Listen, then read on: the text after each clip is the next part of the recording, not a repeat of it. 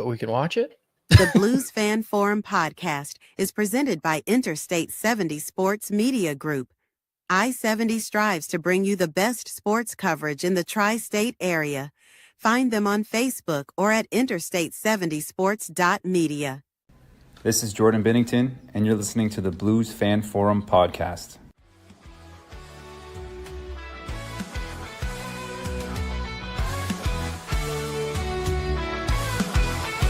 Skating on the ice, under St. Louis city lights, where the Blues play with all their might. Jordan Cairo, fast on the attack, but defense falters, gotta cut him some slack. In rubber tones, we find our glory. His skills shine, the team's best story. St. Louis Blues, we wear the crest. In Jordan Bennington, we put our trust to the test. On the ice, we fight and we must, for the city we love. In the blue, no we'll thrust.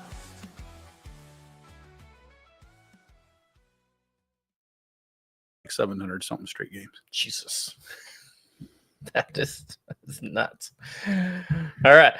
Hello there, everybody, and welcome to episode 141 of the Blues Fan Forum podcast, your source for Blues news, views, and fan interviews. Hosted or presented by Scooter's Coffee. Blues fans can score signature drinks whoa, I'm struggling to start. I'm blaming you, Dan, and these beers. There you go. Let's restart with Scooters. Blues fans can score amazing drinks like the signature Caramelicious, served hot, iced, or blended with world-class espresso, fruit smoothies, Scoot energy infusions, and so much more. That is amazing people, amazing drinks, amazingly fast. Scooter's Coffee. All right. For those avid listeners, you may notice we have a little bit of a different background. We decided to go live in studio, I guess. This could be like the new, that would be pretty sweet. New studio here. Our guest this week is none other than Mr. Dan Picard. Dan, how are you? I'm doing fantastic. Thanks for having me, Jake. Awesome. I should say thanks for having me at your house in this awesome man cave with these awesome. We got tons of memorabilia in the back. We got live hockey to our right that you can't see, but it's a pretty sweet man cave down here you got, Dan. Thanks, buddy. Thanks. All right. We have lots to talk about. We got Dan here, son of Noel Picard, former player for the St. Louis Blues way back in the very first season, played the first 7 seasons. About 6, yeah. Six, yeah, and then got traded in the 7th? Yes. Okay. So we're going to get all into, Dan's perspective of growing up with his dad playing in the NHL, not only with the Blues, but also a season with Montreal, winning the Stanley Cup. We got a lot to talk about. Before we get into that, I have a little bit of sad news that I need to talk to the people about. You guys may notice that Dakota isn't here, and Dakota is not going to make it today. He is dealing with some family issues. His grandma is not doing well, has cancer that has spread to her body. Based on what it sounds like for Dakota, mom or grandma might not make it very long. So I just wanted to say, hockey's a family. This podcast for me, meeting Dakota through this podcast. We were not friends before this. Dakota is like family. Actually, he invited me to his family and friends Christmas. So really is like family. So I really feel for Dakota and his family going through this, and just wanted to say, my thoughts and prayers are with Dakota, and hopefully you guys can also, send your thoughts and prayers with Dakota. Likewise. Take care, Dakota. All right. And of course we do have Sam here, and Sam is also saying prayers for Dakota. So thank you so much, Sam. All right. Dan, I don't know where to start. We have lots of stuff to go over. Probably just wanted to start at the beginning, talking about your dad, talking about his career, and we'll just kind of see where that takes us. Sure, we can do that. Before we get into that, I got to mention, so I got my buddies are out there. They're out on FanDuel or some sports betting thing, and there's an over/under for how many minutes I'm going to go without saying something inappropriate. The last I knew it was at 2 minutes. So we'll see if we 2 minutes. 2 minutes. 2 minutes. I know we got an hour or so. If I make it 2 minutes without saying inappropriate, some of my buddies are going to lose some money. So I'm hoping I can do that for them. When we first started this podcast, we started as family friendly, and then I was like, this is a hockey podcast. I can't have a hockey podcast be family friendly. So I'll do my best. I'll do my best, but the money's not in my favor. So, yeah, I'll talk about Dad a little bit. So Dad started his career in Montreal growing up playing, little guy hockey, and ended up in the junior hockey leagues in his early 20s. Him and his brothers came from a family of 10. So his 3 brothers all played as well. Roger, the older brother who actually played with my dad here at the home opener in '67, who just passed away. So Uncle Roger, sorry to have you pass along. Rest in peace. But lots of good memories there. And then his other 2 brothers also played, Gilles and Mark, and Gilles' oldest son, Robert, actually played in the NHL. He played with, started off with Washington, and then made a couple trips around different teams and ended up retiring in Detroit in the 90s. So Dad was in the juniors, was playing in the minor leagues in '64, and got called. He was in Omaha, where him and my mom got married. And in Omaha at the time, they were getting paid. They weren't getting paid a whole lot of money. And then as Dad would get penalties, they would have to pay their fines. And Mom said there was a couple times where Dad didn't get a paycheck. So players had to pay the fines. They had to pay his fines. So he didn't get a paycheck for a couple months. And my mom had to put the Did they get penalty or fined for all of their penalties, or just like the majors? Like, I don't know. We probably should have a conversation with Mom and find out. And I didn't realize this was going to blow up the way it did. Otherwise, that I had Mom with us, and things could probably get really unfamily friendly if we had Mom along. She could tell you some really good stories. But yeah, so you think about it, they weren't making a whole lot of money, and then so he got called up. Played with Montreal through the end of the '65 season, played some regular season games and a handful of games in the playoffs, and won a cup in '65. And I think he said he made $3,700 that year. $3,700. Yeah. Winning the Stanley Cup. Yep. I mean, he played 16 games with Montreal, and he had 3 in the playoffs. So, I mean, but that's still like, you won the Stanley Cup, and I make more in a week or in a month. I mean, yeah, he was, they all had, he was working as a bouncer. I think he drove a gas truck during the summer times. They were doing other things because there just wasn't the money. They didn't make the money. Now, did the bigger names on that team, all the future Hall of Famers, yeah, those guys, I'm sure those guys were making a lot more money, but it wasn't, even with inflation, right? It wasn't making the value of what they were making here. I think the most he made in his career, I think he made 40 one year. He made 40,000. So in early 70s, you could buy a house for 30 or 40 grand. So probably comparable to maybe say like 200,000 or 300,000 in today's money.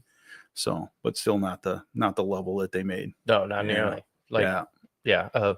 I think a rookie deal is like 900, like 900,000 now. My dad always says he was born a couple years late, right? Right? Or early. He wished he'd have been born a little bit later. So 65 with Montreal, and then into the minors. Played in Houston, Providence, Rhode Island, and then made his way out west to Seattle, Washington. Played the season with the Seattle Totems. They won the World Hockey League Championship, or the Western Hockey League Championship that year. And then in '67, the expansion draft hit, and the original 6 was no more. And the original 6 would be joined by 6 other teams from around the country, and the NHL doubled in size. And we packed up from Seattle, came to St. Louis in '67. And so as part of the inaugural team, the Solomon family, if you kind of wonder how St. Louis got to be how it is, I don't know, for those that maybe haven't experienced sports away from St. Louis, I think you'll find that the Blues organization has one of the biggest alumni groups, one of the biggest alumni families of players that want to come and stay here. And just knowing the history of the team and the ownership and the way that they treated their players back then, I think that's where it really started. So Mr. and Mrs. Solomon and their son, Sid, so you had Sid Jr. and then Sid the third, and Sid and his dad were very, very family oriented. And, you got a bunch of hockey guys who come to St. Louis that don't, they're coming to St. Louis to play hockey. A lot of the French guys that struggle, that didn't speak very well as far as English, and my dad was one of those guys. And that's why he had such a great French Canadian accent.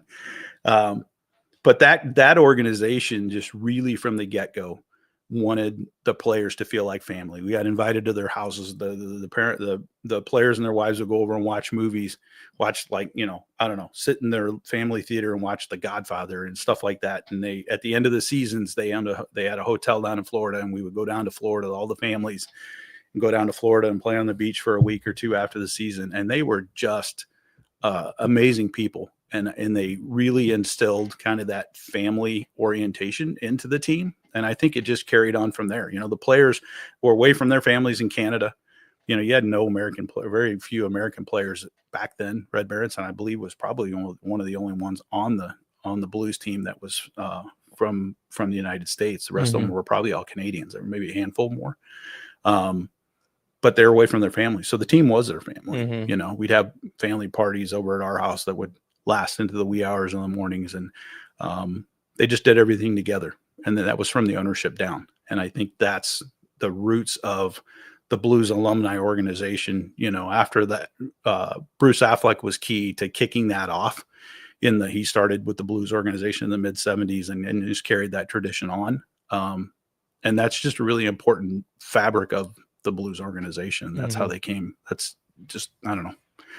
It's weaved into becoming a Blue, and it is. If you watch, we were talking earlier, there's a YouTube video out there. It was a VHS tape that's on Blues history called True Blues. It's on YouTube if you look it up, and it has a bunch of the history stuff about the Blues, about how it came to be and how they picked the team name, and the Solomon family's in there, and they're talking about all that kind of stuff.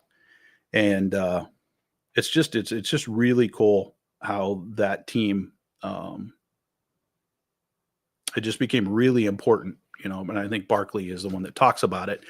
They talk about, Montreal, if you throw your jersey on the ground, you can't throw your jersey on the ground with the crest. The crest doesn't hit the floor. It's like an American flag touching the ground. And they said, you get pissed off, you come in the locker room and you throw your jersey on the ground, the blue note doesn't hit the ground. And that was just something that they felt really proud of. And Dad going back, and playing in Montreal, his first NHL game that he ever got to see played was the first game that he played in. That's pretty crazy to think about, right? And, as much as it was an honor for him to wear that crest for Montreal, to wear that blue note, it made him feel different. It was just different. It was different because of the players that they played alongside. It was all of the fans that they played for, and that the fan base here in St. Louis was fantastic. I mean, it was crazy. Like I said, we were talking earlier, there's some pictures on the walls where you watch these early Blues games, and you didn't just go in a jersey and a t-shirt. And these people would get all decked out in their finest suit, like they were going to church on Sunday, and their fur coats, and they would go to the Blues game. And it was an event. I mean, it was different. It was just different. And it just became such an important part of that sports era of the late 60s and early 70s. It just kind of set the groundwork for the organization. All right. I wanted to touch on, as you were going through that, the Alumni Association. So I've heard multiple times that St. Louis has one of the best alumni associations, and you being, born in 67, right? Yep. Okay. So being very young while your dad's playing, most of your, teenage and adult life would have been spent with Dad being retired and then a part of that alumni association. So what was some experiences that you got to have, with that alumni association? And well, they, the Blues players would go out and help in the late 60s. There was a rink called Winterland, and there's a bunch of local guys. I can't even get into how many guys I can think of. I know all of those guys that started out at Winterland and the different clubs around the area.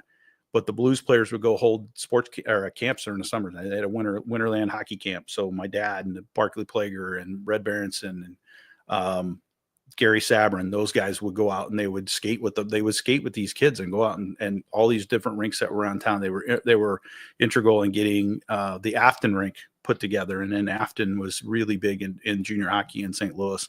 And when I say they helped build the rink, I'm not talking about like, hey, they developed money, and they gathered money from developers. Like, I got pictures of my dad with a shovel and driving a bulldozer, putting, it covered in dirt, full on actually building the rink, right?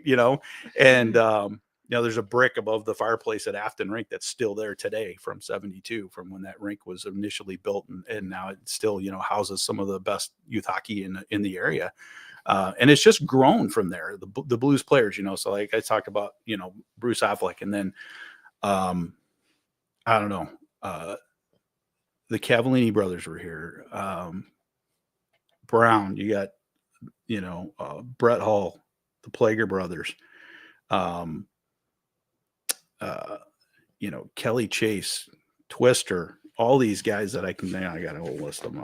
I could go on forever, right? Bernie Federico, you got, and then, what I would consider the younger alumni guy, Barrett Jackman, Al McGinnis, those kind of guys. Reed Lowe, the older guys, John Wensick, Larry Patey, Perry Turnbull, a big in roller hockey in St. Louis, Mike Zook, all these guys stayed around. Their kids played. They coached. I mean, they all coached kids. I mean, you talk about all these players, like Pat Maroon that came out of the St. Louis area, and all these youngsters that are playing in the league that came from the St. Louis area. They were all coached by ex-Blues players. And you just don't see that. I mean, it's an incredible thing to see. And I get that we get waves of those players that kind of come and go.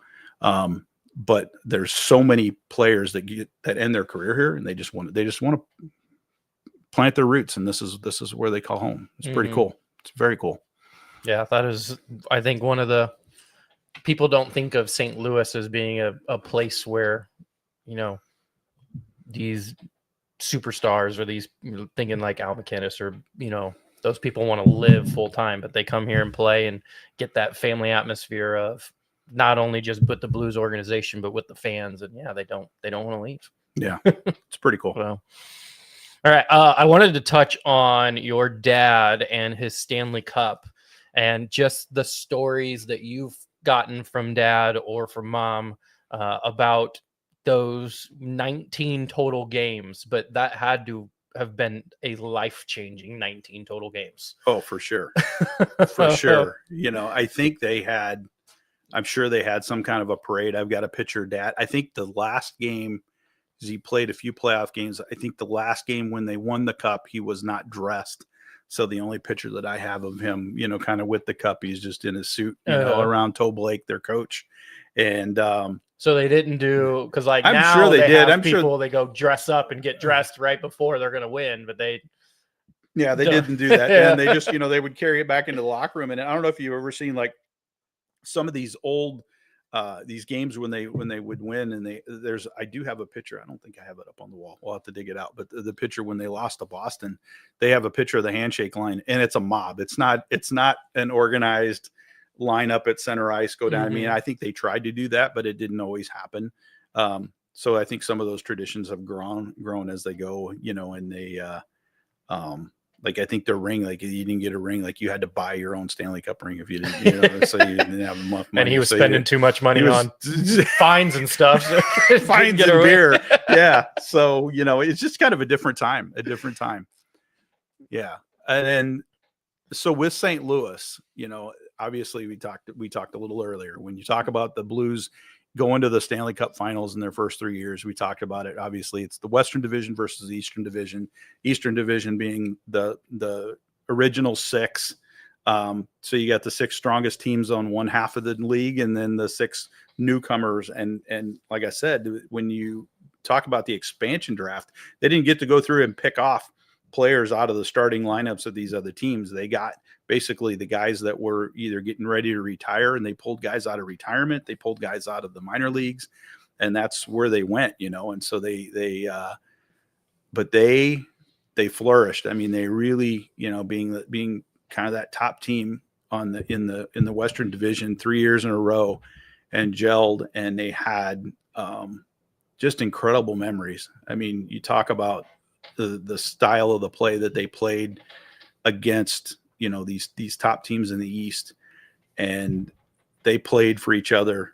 Like, I don't know, if you were to reel Bobby Plager and my dad and Gary Sabrin and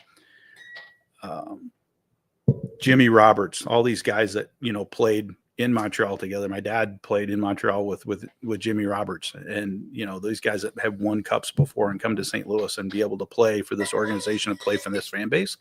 It was just such a cool thing that they did. I mean, they just wanted to do everything for the fan base that they could. And yeah, it was a heartbreaker. They lost. We talked about it. They lost three series. 0-4. Right? They didn't have one win in the finals. A stat most Blues fans know. Unfortunately, the last series against Boston, they had to have, as my dad would call it, as he's signing it, and you can see it up here behind us. My dad would sign it, and some people would say, "Oh, can you sign this picture?" And my dad would look at it and jokingly say, "Oh, not this damn picture again," and he would sign it. And he always said, if you had to give up a goal to somebody, it would be Bobby Orr. Bobby Orr was just a fantastic talent, just an incredible, changed the game of hockey for a defenseman, and just a genuine, just a true gentleman. And it was tough. I think my mom says she didn't, I don't think he talked to anybody for 3 or 4 days after that one. So that was pretty tough. But they had a lot of fun together. They played hard. They played hard. They partied harder. I don't remember who I was talking. I was talking to one of the guys that I went to Chaser's charity cancer event that they did for Chaser this past spring. And I was talking to somebody. I was like, there is no way that the Plager brothers and my dad would survive like 2 or 3 days without having to go get canceled with the cancel culture, because they would do something. Someone would catch it on video. It would not be good. It would not be good. They would not survive in today's modern world of cell phones and everything else. Which I don't think most men, especially in hockey, most men in hockey probably would. It's not a good thing. It's not a good thing. It's not a good thing. Nope. Let's see. I had something. And I wanted to get to it. It was something before the picture. Oh, before we get more in depth on, that damn picture, looking at the Stanley Cup finals that the Blues made, and also just winning their division for the first 3 seasons. I know the first season was kind of close, and I think they ended up getting third. But you talked about the team coming together and playing really well. And that second and third year, I didn't pay attention to the scores or what the points were, but apparently they kind of swept the West. They really kind of picked things up, and carried by Glenn Hall, their goaltender, and then they pulled Jacques Plante in. I mean, if you look up, 2 of the top goaltenders in all-time history, that played with the original 6 teams, is your Jacques Plante is your backup to Glenn Hall, or Glenn Hall is your backup to Jacques Plante. However you want to look at it, those 2 guys won the Vezina Trophy together. They as the top pair. I think it was done a little differently back then, but they won the Vezina Trophy together as the top goalies in the league, and just centered around just a tight defensive core. Al Arbor was their team captain, who later would go on to coach the Blues, and then he coached and GM'd in New England, or New York, with the Islanders. And Al Arbor, to my dad, was like their best. He was the best captain. Obviously he played under Jean Beliveau in Montreal, but as a coach, he said, as a player's coach, he was one of the top guys. And they played hard. Now, they played under Scotty Bowman in his early years as a coach, and he was learning how to coach. There's always some shenanigans going on that they would be doing on the road, some things that they get caught, and Scotty would catch them, and they would, have to skate extra laps or whatever they were doing. But they would play for Scotty, and they would play for each other. There was a couple times, and my dad, Bobby Plager, makes a comment, something to the effect of, when I played with Noel Picard, I was, 6'4" and weighed 230 pounds. And when he was sitting in the locker room and he wasn't on the ice with me, I was 185 and 5'11". And that's how they played for each other, those 2 guys. And I think there's a story. I don't know, you guys, if you haven't read it, and I was telling Jake about this one. This is Tales from the Blues Bench, and I'm not pitching it because it's hard to find. But it's a book that Bobby Plager wrote with Tom Wheatley from the St. Louis Post-Dispatch several years ago. But it's got some fantastic anecdotes that Bobby tells about on the bench, on the road, the crazy things that they did. they held together as a family. They traveled together. The trip they went on to Montreal, they were in Toronto, from Toronto to Montreal, big snowstorm, so they couldn't fly. They end up taking a train. They're on the train, they're partying, they're doing whatever they're doing. And I think Gus Kyle, who was one of the announcers with Dan Kelly at the time, was telling the guys, "Hey, come on, guys, you gotta shut it down. You got to do whatever." And my dad wasn't too happy about that situation. And they kept the party going. And I think everybody got ready to go to bed, their little bunks or whatever. And they're partying on this train. They're on a train. When do they play? They're in like between. The they're playing the next day in Montreal, I think, crazy. right? And so Dad chucks one of one of Gus Kyle's shoes off the train, like throws his shoe off the train. They get into Montreal. There's like 2 feet of snow on the ground, and Glenn Hall, their goalie, is looking for his shoes. Well, one of his shoes is missing. Oh no. And so Glenn, being your traditional goalie, the goalies, everybody always says the goalies are kind of crazier. The goalies are the mental ones, right? So if you don't know the history about Glenn Hall played with everything that he had, and he would throw up before the game. He would sometimes throw up in between the periods because he was trying to get himself mentally ready for the game. And they figured out that it was Glenn's shoe that was missing, right? And so Dad, they're all trying to give him a sock or give him a shoe, and he doesn't say a word. He walks through like 2 feet of snow with one shoe on. He goes to the locker room, doesn't say a thing, and I think they shut out. They beat the Montreal Canadiens the first time in Montreal, and I think they shut him out. That's crazy. And a few years back, before Bobby passed away, Bobby Plager was up interviewing Glenn at his house. He was, when he was still doing PR stuff for the Blues, he went up and he interviewed Glenn, and Glenn was they were telling the story. Story's in the book. And Glenn's telling the story, right? And Glenn looks over at Bobby and he says, "You want to see the other shoe?" And he's still got the other shoe. He's got it on his mantle at his fireplace at his house up in Alberta. He's got the shoe on there. And it's actually, I think it's on YouTube. You can look it up. Look at it. Bobby Plager interviews Glenn Hall, and you can actually see the shoe. Mm-hmm. But those are the kinds of things does Glenn know that your dad is the one who threw it off? 100%. There was probably no doubt that it was my dad. There was no doubt. But they had a lot of fun. They played hard, and they like I said, they played hard, but they partied harder. They had a good time.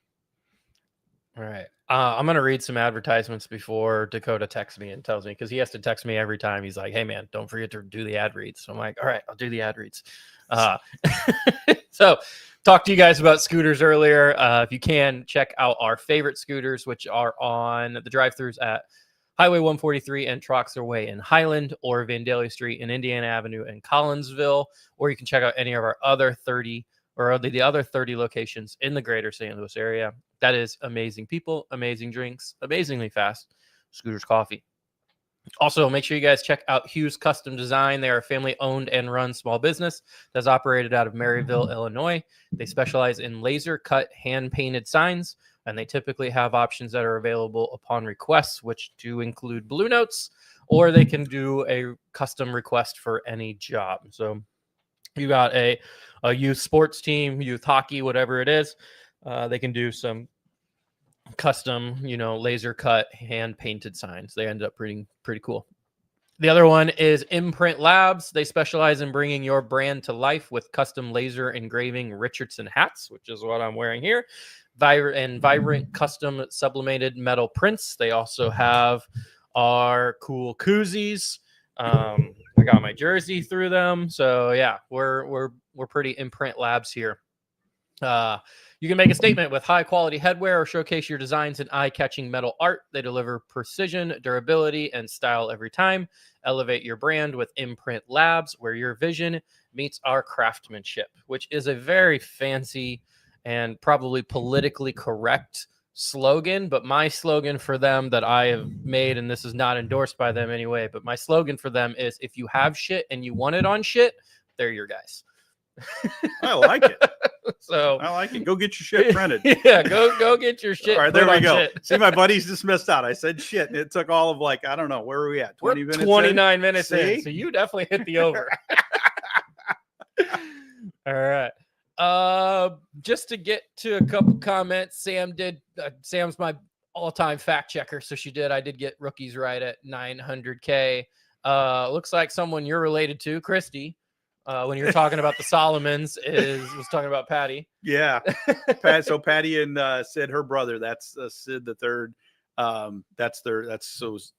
Mr. Solomon, Sid the second, that's their grandfather. So Patty and Sid are roughly my age, maybe a couple years. I think Sid's a little older than me, but they're the Solomon kids. So they grew up in the arena just like we did, in the old barn, which was a fantastic place to watch a hockey game.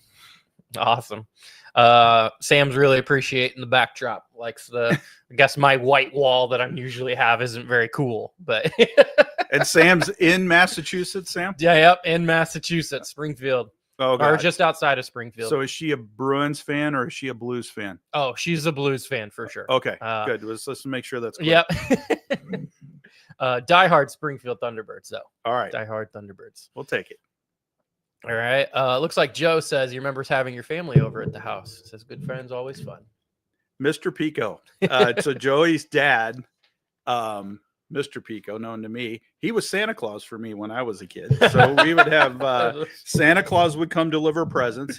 And oddly enough, Joe, for some reason, Santa Claus never drank milk and cookies at our house. It was always Falstaff beer. So, weird. All right. Oh, I love this question. This one just popped up. Looks like from one of our listeners on YouTube.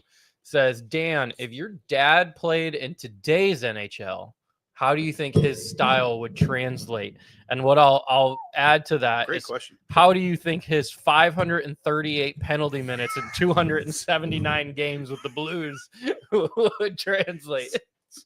Hey, he got it in 1967. He scored his first goal on my first Christmas against the Minnesota North Stars. So he did put some points up on there the you go. board, too. He did 12 goals, 46 assists. Like he could still score. But, I think it's a great question. And I think it's something that I feel like I get the rules. The game has gotten so fast. It's gotten so big.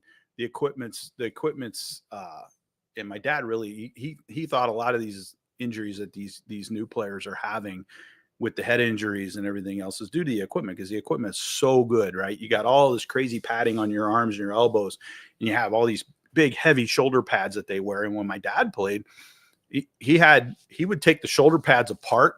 I don't know if you've ever seen like really old hockey shoulder pads, right? It was I've almost seen like the ones that they it's almost like a quilt, right? It was almost like a quilt across here. There was no plastic on it. You had these caps on your shoulders, and then that was it. It's almost kind of like a heavy quilted, I don't know, whatever you want to call it. But they would actually take the shoulder pad part off of that and sew it inside of his jersey.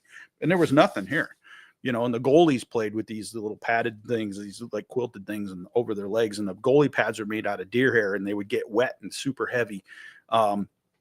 And I think, Dad always says like all these head injuries that they're having is due, because guys are using their elbows as, as weapons. And anytime you're using that kind of stuff, it just, it impacts them. But from a playing perspective, I think people will say, oh, fighting doesn't belong in sports and fighting doesn't, like, I get it. Right. But you would, when you watch a hockey game, and some of the fights get a little crazy sometimes, but they're out there to kind of self-patrol. Dad was always nicknamed the policeman, right?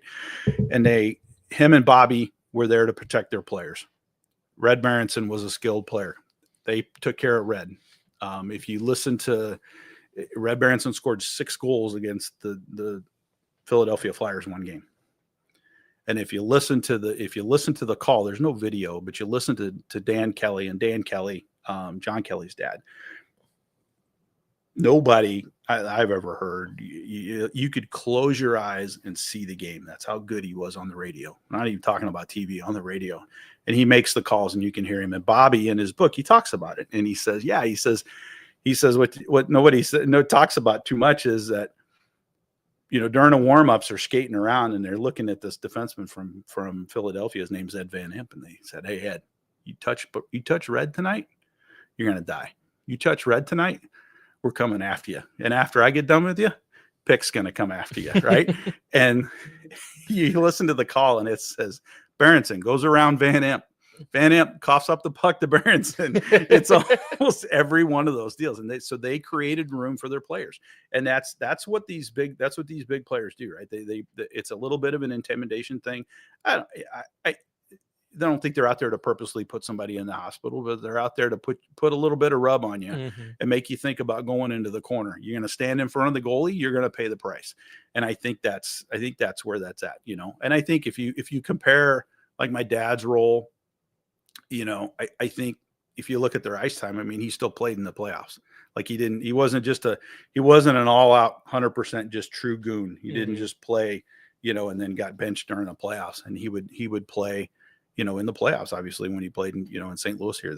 Him and Bobby were on the ice during the entire playoff run.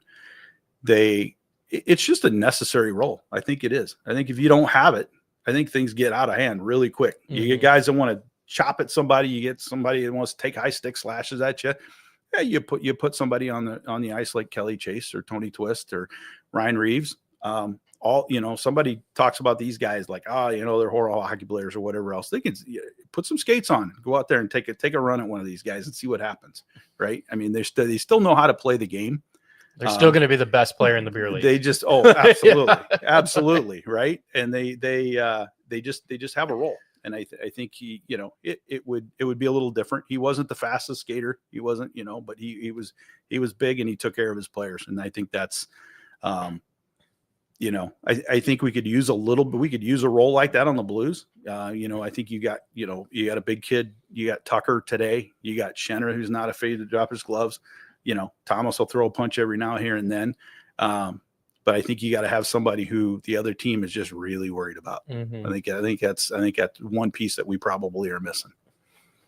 And I like what you said about that conversation before the game of just kind of scaring the shit out of the guy a little bit, because that guy is supposed to be big and tough and probably, one of their enforcers, but it just gets him to second guess a little bit. And when you second guess, they're gone. Like Red would have been past him, or any player now. There's somebody second guessing. Kyrie's gone. Thomas has passed him. Like whatever it is. So if you can have that little bit of second guess in that guy's mind by just having that other player on the bench, yeah, they know they're going to go into the corner. The puck's in the corner. They're not just going to go swoop in and get it. They know they got to pause for a second because they know somebody's coming in behind them, right? All right. Really good question. What else we got?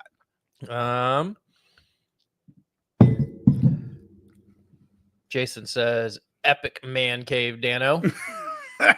Jason, he's one of my old Air Force buddies, and he roots for one of those red teams up north. I won't say what it is. Oh no, not the red ones.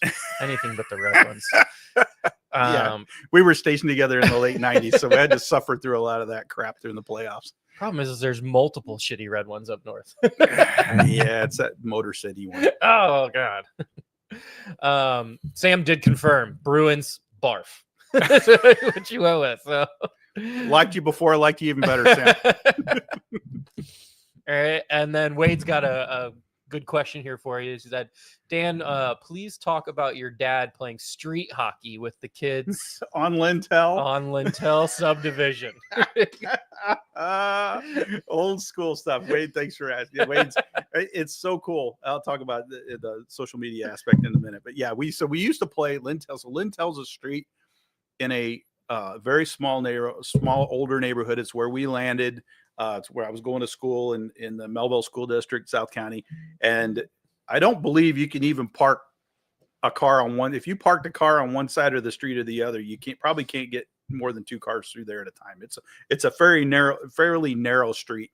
And we would play street hockey out there. And I don't know, for those of you that are a little older, you may not recall this, but for those of you that are younger, may not recall this, but we used to play street hockey, and you'd have these little hockey nets that were, 4 or 5 feet wide. They weren't full regulation nets. They were these little aluminum jobs. You put a net on it, and we would play street hockey. And then a car would come and somebody would yell, "Car!" And then everybody would pick up the nets and move off to the side, and then the car would go by, and we were out there. I think at some point some of us had those old school, like metal, roller hockey skates, and we would, or not roller, just roller skates, the 4-wheeled metal roller skates. And we would play street hockey out there. And Dad would come out and play with us. A lot of good memories on Lintel, Wade. A lot of good memories. I would be remiss if I didn't mention my self-adopted big brother. So you think about this. This is probably 1970, 71. This kid comes to our door and knocks on our door. And my dad answers the door, and this young teenager is there. And he says, Mr. Picard, my name is Dave Angers, and I would like to be your friend. Can I mow your grass? And my dad's like, well, sure. So he mows our yard. My dad's just playing along with everything. My dad tries to pay him. He doesn't take any money. He's like, I'll be back next week. My dad says, bullshit. He says, you'll be back next week and I'll pay you. So David starts to mow our grass as a kid. One of the other babysitters got sick or something. And then Dave ended up babysitting for my sister and I.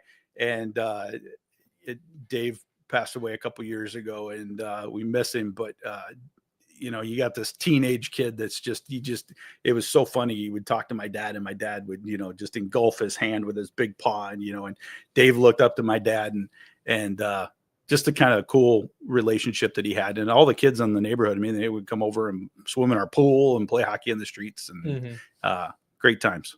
Good times. Sounds just like an awesome, suburb area. Yeah, it was amazing. And there were some knockdown drag out parties at that place too. I think the neighbors behind us, I don't think were really quite happy to have us, but there was always a couple police officers that were invited to the parties to make sure that we had representation. That's well planned. That's well planned. Yeah. All right. Let's see here. Jason did comment again, but I can't show it on screen because it's some disgusting letters. Yeah. And can't say anything inappropriate, Jay. Yeah. All right. I wanted to talk about that damn picture a little bit more. We kind of brushed over it. For those of you listening, either right now not able to watch or listening on Wednesday when this comes out on Spotify, Amazon, and Apple, we are talking about the Bobby Orr picture where he scores the game-winning goal in Game 7, right? Was that Game 7? Game 4. Game 4. Oh, yeah, that's right. We didn't win any. Sorry. Ouch. Game 4 scores the game-winning goal, and he's like flying in the air, and you see him celebrating. If you Google Bobby Orr and then go to images, it's actually the second image that pops up. The guy in the background that just so happened. Did your dad trip him or did Glenn trip him? No, my dad tripped. Okay. So Noel is the guy just right in the middle of the photo, actually, just in the background, kind of giving a little pissed off smirk. Kind of looks like a, damn it, this dude flying in the air. But yeah, Noel is standing in the background. So I guess my question for you is response for your dad kind of in the early days of seeing that picture, not necessarily go viral, but kind of, in before internet, go viral, and then kind of living with it now. So when the playoffs start, they always talk about, oh, look at this history of the NHL and the Stanley Cup. And then this is always in there. It was on EA Sports a couple of years ago. It was on their winter package for the hockey. I don't know what it was, 23 or 24. They had it on there. So yes, it was Game 4. So they were tied 3-3.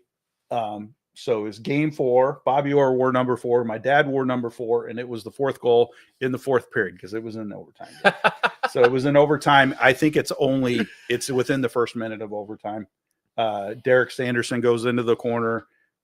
He feeds Bobby passes it to Derek Sanderson, I believe, and Derek Sanderson kind of tosses it back to him out to the point. My dad's watching the front of the net.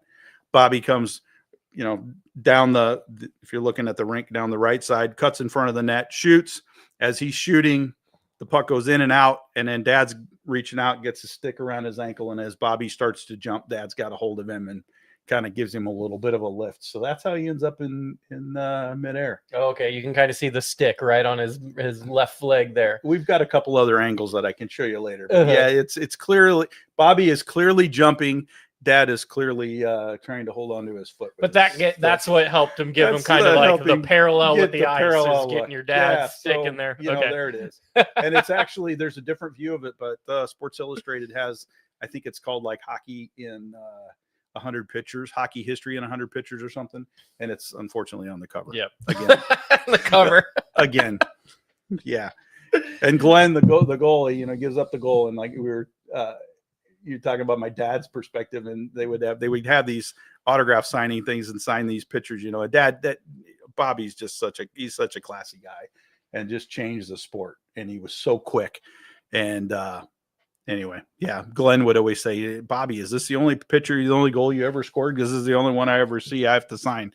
So anyway, it's famous, but it is a cool picture. So, like, in the early days after that, was your dad like really pissed off of like, I'm kind of tired of this? I don't think so. Well, in the 70s, he wouldn't, because guys didn't have photographs of that. I mean, nobody was signing that. I don't think probably until, probably around 85 or 90, maybe even the early 90s, where, mass producing memorabilia for people to get autographs and stuff. So he, I'm sure he signed a few of them here, there, and everywhere, but it probably didn't become prevalent probably until the 90s. And and by then I'm sure he's signed a few, and the sting is kind of wore off. And there was, Bobby wrote a book. So there's, the goal, it's called The Goal, and it's got that on there. And so dad's probably signed a few of those, and And then we were talking about, hockey being a family, and, this one picture kind of connecting your dad and Bobby Orr. So how kind of almost like a blessing of that kind of being a more connection. And you've mentioned, as he grew older and as he retired, like him and Glenn and Bobby would kind of all get together and have to sign that. So, yeah, I think they just respected each other a lot. They as the gentlemen that they were, they understood they were just out doing their jobs. And, my sister went to school at New England Conservatory, and she was going out there, and, so my dad calls out there and says, "Hey, my daughter's going to school out there." And, and he's like, "Well, let me know, have her give me a call when she gets here." And he sent a couple of guys from his shop or something, or some guys that he knew over to help my sister move furniture or something, and that's just kind of how they were. I was when I was in the Air Force, I was out in Colorado, and my dad was in Colorado as well too, and we were playing in a charity game. And I talked to my sister, and because my sister had actually been in Boston, she worked in a restaurant, and so he would come in and eat at the restaurant and come see my sister. And I said, "Hey, Andy," I said, you don't happen to have his phone number, his address or something? Because we were going to try to get a couple of these pictures. This was like in probably 91 or 92. And she says, "Well, just call him." I was like, "You don't just call Bobby Orr." Right? I said, "Just give me his address. I'll send a letter or something." She's like, "Oh no, you call him." So I'm like, so here I am. I'm, scared to death. I was sitting there. I was like, "All right, one day I get home, take lunch, and I go home and I call Bobby Orr, right?" And I call his office, and he was working for a printing organization or something. I don't know. This lady answers the phone, and I explained to her who I am. And I was like, "Can I just leave a message for Bobby?" This one. She's like, "Oh no." She says, "I need your number." He said, "He's going to call you back.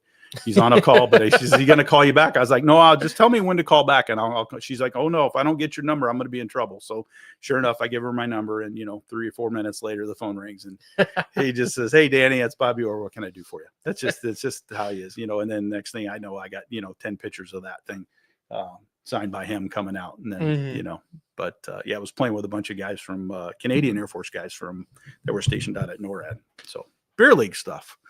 All right. Yeah. Which is, I think, a really good segue to my next question, or not my next question, but Tristan's next question. You guys are setting me up here. I'm getting set up.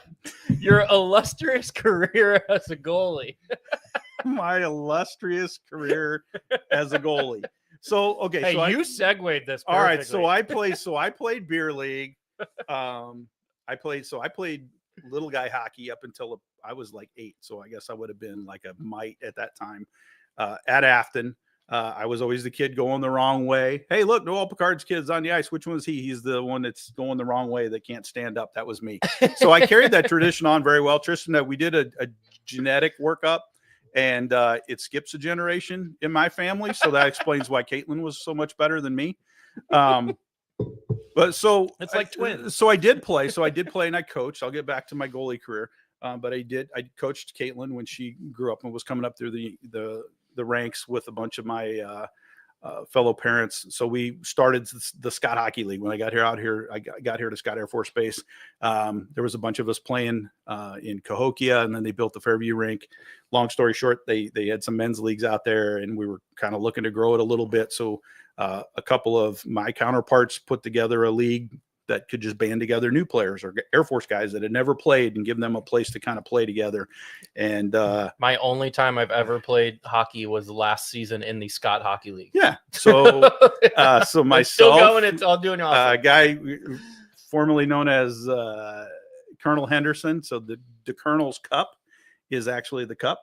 The founding fathers. So myself, Mark Henderson, who is the Colonel, Rich Hornby, Scott Tobin, and Doc Shaheen were the 5 founding members of the Scott Hockey League in 2000.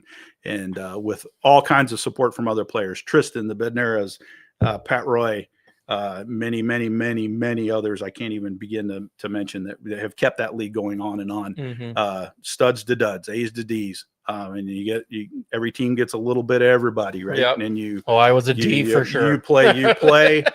You play, and then you used to. I don't know if you guys are still carrying on the tradition, and I hope you are. We used to go. Well, when we were in Fairview Heights, there was a Hooters right there, so we would go eat chicken wings and drink beer. And I was always better at eating chicken wings than I was stopping a puck.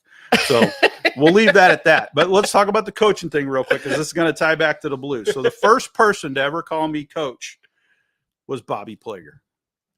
So let me tell you this story. Awesome. So I'm a kid. I'm the stick boy, right? So I'm filling up water bottles, picking up jock straps in the locker room of the visiting team. How old are you here? I am 16, getting ready to turn 17. It was my senior year of high school. And Dad, we had moved back to St. Louis. I was going to school at Oakville, and Dad says, "Hey, you want to work for the Blues?" So Frankie Burns was their equipment guy. I think Norm Mackey was their trainer. And so I got hired on as the Blues stick boy for the visiting locker room, which was actually like super cool. Mm-hmm. So if you think of the old rink, there were no access to the benches from the ice. You had to go onto the ice to get to the bench. If you needed to get off the bench, you had to go off the ice, right? So I'd carry all the sticks out there. We'd line them up, fill up water bottles, towels, whatever the visiting team wanted me to do. So we would get there at like 5 for a 7 o'clock game, run through some stuff, and then just I was kind of the lackey for the visiting team, whatever they wanted me to do. So towards the tail end of the season, the Blues end up trading Mike Liut, who was my like goalie hero that I watched play. And Mike was the Blues top goalie, had played in all-star games, was doing very well. They trade him. And then right before the playoffs, the media is talking about, how is the Blues team going to fare without their top goalie, because they traded him off and all this stuff. And so before the games, we would meet up kind of in the media room, and they would have, hot dogs and sodas and stuff. And so this reporter's guy, and I tried to look for it. I couldn't find it, but I know I've got a copy of it because we went and pulled it out of the library archives. The media guys are talking about the impact of the fans impact of like what they thought about, this Mike Liut trade. And so this guy's talking to me, and I was like, I'm, a little worried, we gave away our top goalie, but it's a good group of guys. I think we'll go far, something like that, whatever. So a couple mornings pass. I'm coming down the steps, and my dad's getting ready to go to work. He's eating breakfast, and he's laughing. And he says, "Hey," he says, "Danny," he says, "come here."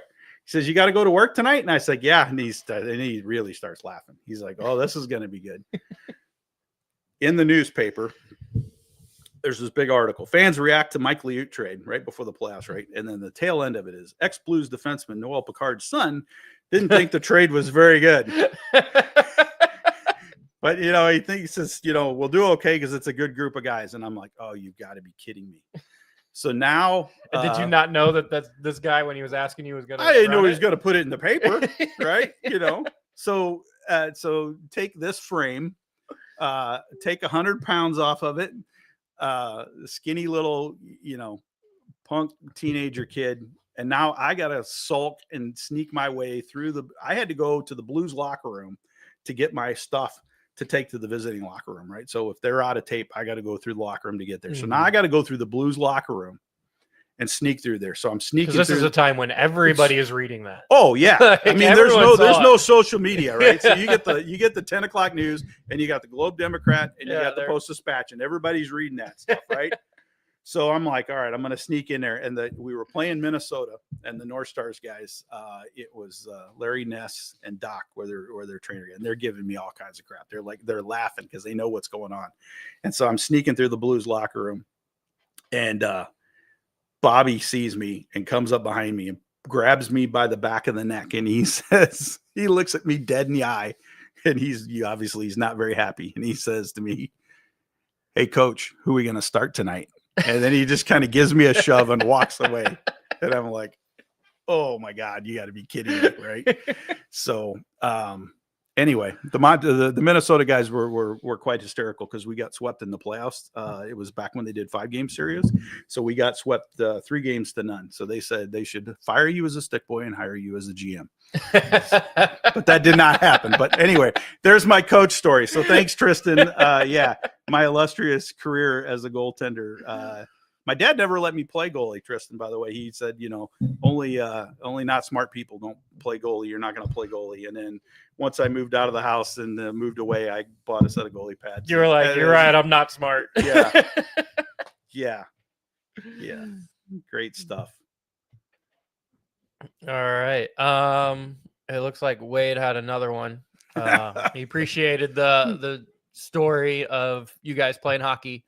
But talking about Uncle Roger's large hands, how big his hands was, and then the restaurant that you guys owned in Cuba, Missouri. Yeah, so my dad. It's weird that he just put Cuba. It makes it look like it was like Cuba. There was Cuba, Missouri. There's a sign at the end of town that actually says Cuba no Castro. I don't know if it's still there, but they used to have a sign up there. So yeah, mom and dad, we had a lake house down at Cuba, lake community down there called Indian Hills.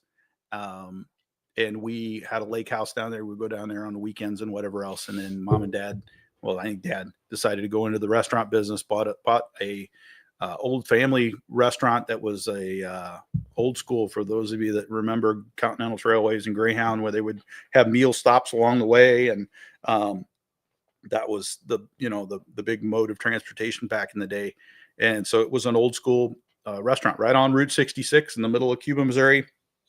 Called the Midway, and so it became Noel Picard's Midway. So we go through Cuba every summer to go. It's not there. The building's not there anymore. Okay. But if you get off of Highway 19 and you go into Cuba headed to Steelville, that's Highway 19. When you get to the 4-way stop, it would have been on the right hand side. It's an empty lot right now, I think. Because we turn like if you're going that way and you turn left, like a block and a half down, there's a really old diner that is right there, and that's where we go get breakfast after we do float tripping every year, and it's right on Route 66. So I was like, is that it? Like no, it's gone. It's gone. But yeah, we had that restaurant from 76 until 84. I washed a lot of dishes. But they would have, the Blues would actually come down there. They would have team events, and they would put them on.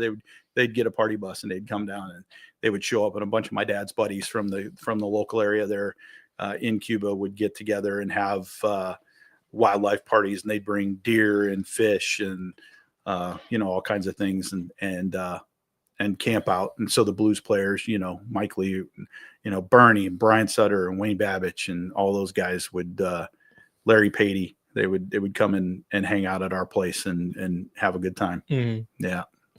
That is awesome. But Roger's hands were bigger than my dad's. For those of you that have ever shook hands with my dad, everybody was like, holy hell, your dad's hands are huge. Roger's hands were bigger than my dad's. It's hard to believe. Mm-hmm. Hard to believe. Wade also included your mom singing the national anthem. Did we cover that here? Or did we cover that before we started recording? We did. We covered that before, but I've got that in my notes, and we cannot let that go. So so Dad played.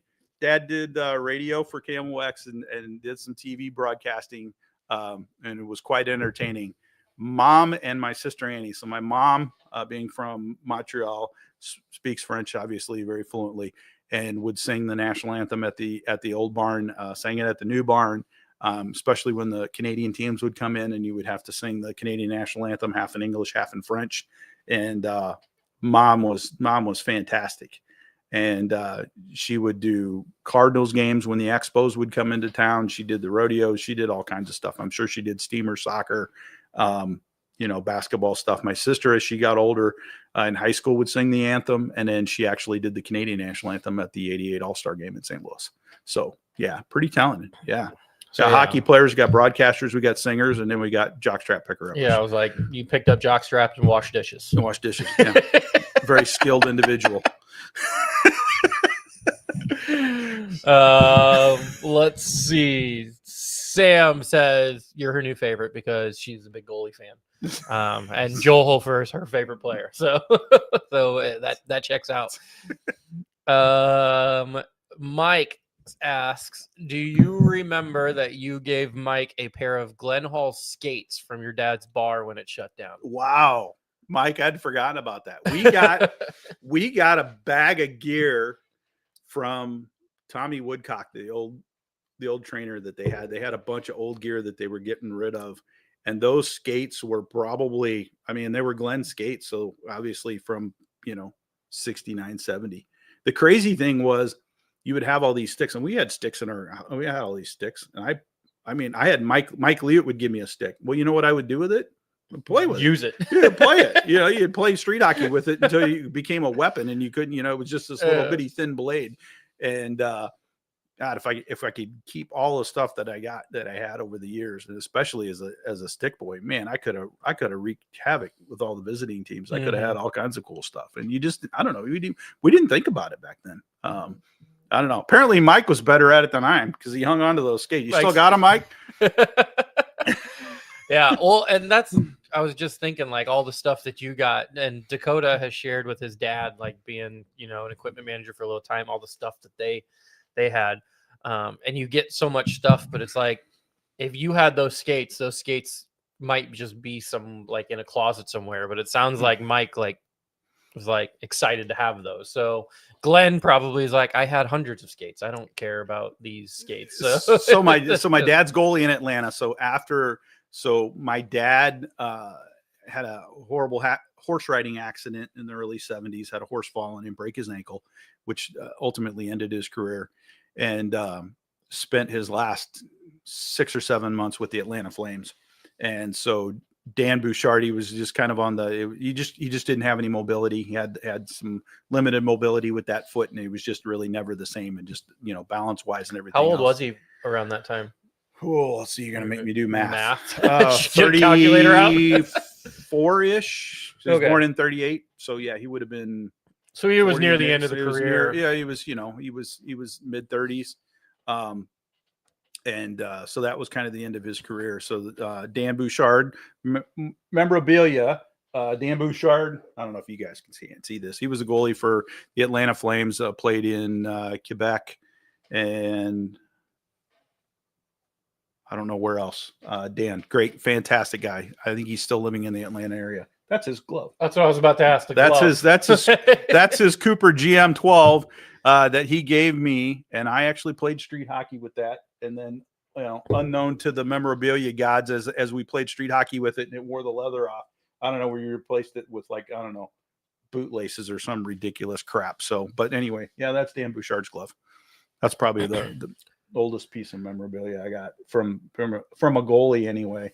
The coolest one that we've got, I don't know, you can't see it. We can't turn the camera around, but I've got from the Lintel days, our neighbor, Don Finch and Mrs. Finch lived next to us, and Don had passed away. And in the late 90s, Mrs. Finch called me and says, hey, he called my mom and said, Vivian, let Danny know I got some sticks and stuff up on my wall. I think he'd like to have that. And so there was a Picard Plager Pro Shop that was at Afton, and I think they had another location. I'm not exactly sure where that was at, but anyway, that's one of my dad's sticks and one of Bobby Plager's sticks, and it's signed by a bunch of the original players. And unfortunately, they're crossed like this, and my dad's stick is the one that got cut in half, so they could cross the two of them, and it has an original Blues puck in the middle of it. And you can read all of the signatures. It's not the chicken scratch. There are no numbers on there, and you can read every one of them. So, guys, work on your penmanship. Right. Any of you players are listening, work on your penmanship for us, please. I'll get a picture of that and put it up so you guys can see, because that's pretty freaking sweet. Yeah, that is awesome. It is very cool.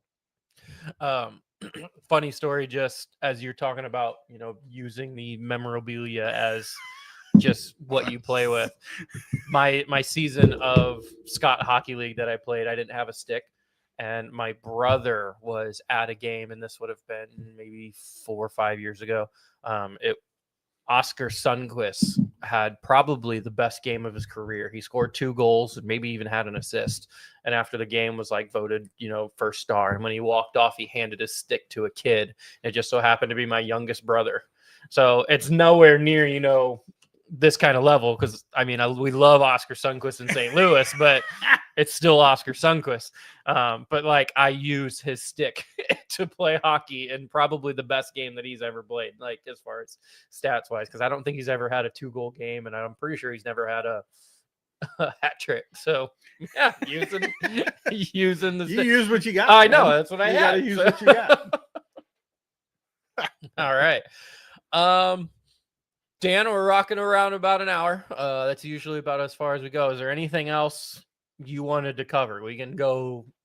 Oh yeah, I got a couple closing comments. And we could maybe talk about the original or the current season or whatever. But I just want to kind of publicly say, I know so Dad passed away. It's been 8 years now. My dad passed away, and when he died, the comments from his fellow players, Bobby, Glenn Hall, were just, it was so cool, right? When your dad passes away, I had to call, I call my wife, I call my mom, we call Caitlin, and then, we let our son know, Drew, and his brothers and sisters, he passed away in Montreal. And then the next call is to Bruce Affleck to let him know. And then it's going to get out. Word's going to get out, right? And then as it got out, I'm horrible at social media. If I'm bad at it today, I was really bad at it 8 years ago. So I leaned on my wife quite a bit. So Christy, thanks for that. By the way, she's up at Lucky Lefty, our gaming parlor up in Trenton, Illinois. So if you need a place to go, have a cold brew, maybe put some money in a slot machine, or just hang out and watch Blues game, Lucky Lefty in Trenton. And if you go tonight, you might catch us there later. Yeah, we might be up there. But it started to snowball, and all of these websites, these, Blues fan websites and stuff, and Wade and Mike, who are on here and on there quite a bit. Joey, I know Joe Pico left a message on there.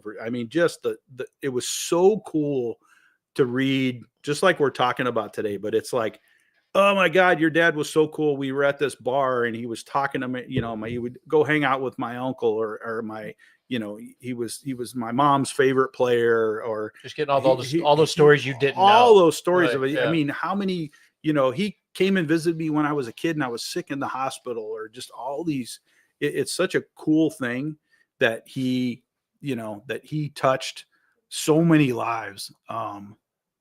There's a video out there of him getting interviewed. I think it was Andy Strickland was interviewing him, or maybe it was I can't remember, it was the young lady who used to do the interviews with the Blues in between periods or something, the interview with the alumni guys. And man, Dad just he would get really emotional and he would just tear up, and Bobby Plager and Bernie would have to bail him out all the time. And, but just talking about the Blues and wearing the blue note and playing for the fans was just such a big part of him. And it's just really special in that our family, our immediate family, has gotten the opportunity to do a lot of cool things and talk to people like yourself and, give our little take of history, from Blues history, from the guy who carried jockstraps in the visiting locker room. There's a headline for it. Right. It's just such a cool thing, and our kids got to be around it, got to go hang out in the locker room, and Caitlin took her graduation pictures down at the rink, and Bruce got her in, and she got, put on her jersey and took a picture in the locker room. Then she goes in the locker room and meets Ryan Reeves, and she was just like awestruck, I got to meet Ryan Reeves in the locker room, just kind of stuff like that. And it's just, Drew, our son, and myself and my dad played in the last alumni game at the rink, the old arena at the old barn in '94. And we got to be on the ice, all three of us together. Just some pretty cool stuff. Mm-hmm. Just some pretty cool stuff. So thanks for giving me the opportunity to do this. And I don't know, hopefully I didn't make too big of a fool of myself. And we got a lot of cool stories. If Bobby Plager and my dad were here, this would absolutely not be a family-friendly discussion. And you'd hear some really good stories that you can't really tell anywhere else. So we need an explicit version of the book. Is that what you're saying?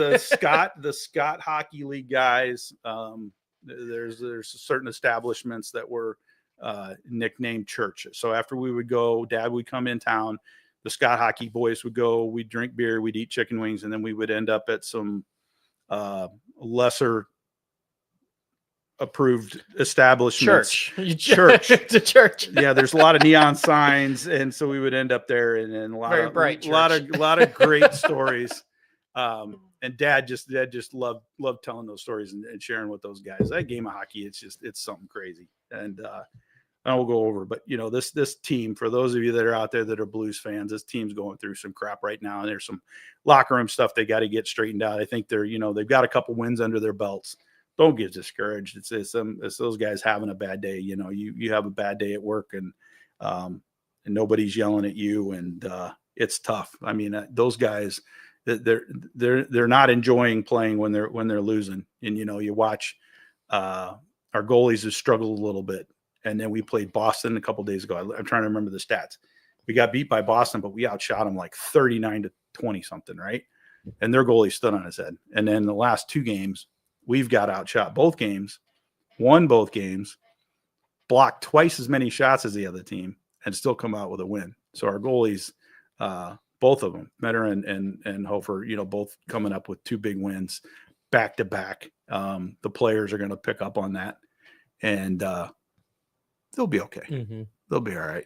Still a fun game to watch. I don't know what else is better out there. Don't want to offend anybody out there, but Gary Unger once said I could play right field in a wheelchair, and it didn't make a lot of the Cardinal players at the time feel really bad. But Gary played 7. I don't know, and I don't know if he's listening or not. But Gary's on one of the Blues fan deals, and Gary set the Ironman record. I don't know what it was, some ridiculous 720 games straight without taking a game off from an injury is insane. I mean, back in the era when they played is just absolutely insane. And it's a crazy sport.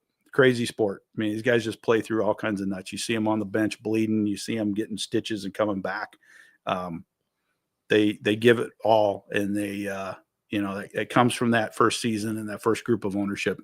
And it's all about that blue note that they wear on their chest. So proud to be a Blues fan. And meanwhile, you got NBA players taking a game off for rest. You got this or a chipped fingernail, or I don't know. All right. I'm a soccer growing up. I played soccer, high school, college growing up, but I always acknowledge, and I've said it multiple times on here, soccer can be boring to watch. Like, it's not as fun to watch. Hockey is by far the best sport to watch and enjoy, whether you're watching it on TV or watching it in person. It is the best to just sit down and enjoy. It is. So, all right. That's kind of about it. You kind of covered the last couple games, which I guess was kind of the last thing on my list. But yeah, lost to Boston, beat Ottawa, beat Montreal. Two big wins that, the Blues really needed. I keep telling myself, the Blues won 12 straight last year. And that 12 straight started with 2 in a row. And that's where we're at now. So, we could be pretty much the same roster we ended with last year. I know, year. right? They took the best team to Game 7, right? I mean, that's there's a lot of talent in there. So they'll get themselves straightened out. At the very early in the year, Hofer was really struggling, and it's almost kind of flip-flopped. I don't think Bennington is struggling nearly as bad as Hofer was at the beginning, but Hofer's kind of become the stronger, maybe 1A at this point, where Benner's the 1B. But during that time that Hofer was really struggling, me and Dakota went to the Blues and Utah Mammoth game, when the game that Logan Cooley got a hat trick in 10 minutes. Yeah, it was ugly. It was ugly. And so they pulled Hofer naturally. I think he'd given up 4 or 5 goals at that point. And I'm not going to lie, I felt bad. And I mentioned this on the podcast, but the whole place started booing Hofer. And it's kind of like, I don't know. Like, I did not boo because I get a lot of shit from some crazy parents at work. So I kind of understand, or I referee soccer. So I understand getting kind of yelled at your job. So I'm like, I'm not going to boo this guy, but I'm like, kind of like you said, this guy, Hofer's not happy that he's getting pulled out of the games. Look at Binnington getting pulled in whatever game it was after 2 goals. He gets pulled. Did you happen to see that where he's, giving Monty a little bit of a chirp? Yeah. Right.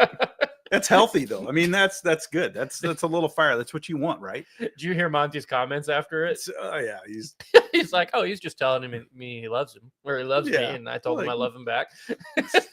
Yeah, I'm sure that's exactly what he said. Right? Yeah. Hey Tristan, you know how many games I got pulled playing beer league? None. Never. That's a good stat. Yeah. Beer league teams only carry 1 goalie. So we couldn't bowl for anyone. There was nobody else to put in. I'll throw that out there. All right, Dan, do you have anything else? I think I'm good. All right. Come back and look. I'm excited to sift through these comments and definitely get you on my watch and read list, because this has been fun. Awesome. So I really enjoyed this. So maybe we can grab somebody from the alumni. Maybe we can pull somebody else in. That'll work. Maybe we'll get the Plager kids to come on here or something. That'll be awesome. I'm always up for good stories. Those guys have got some great stories for you. So maybe I'll get them lined up for you. Awesome. That'll be perfect. Dan, thank you so much for coming on. This place is awesome. Thanks for having me over. Yeah, just thank you, I guess, for everything. You're quite welcome, buddy. Just before we go, make sure you guys check out Scooters, check out Hughes Custom Design, check out Imprint Labs. And then if you heard it from the beginning, prayers to Dakota and his family for his grandma. Dan, last thing, just give me a big let's go Blues and we'll get out of here. Let's go Blues! All right. See you, everybody.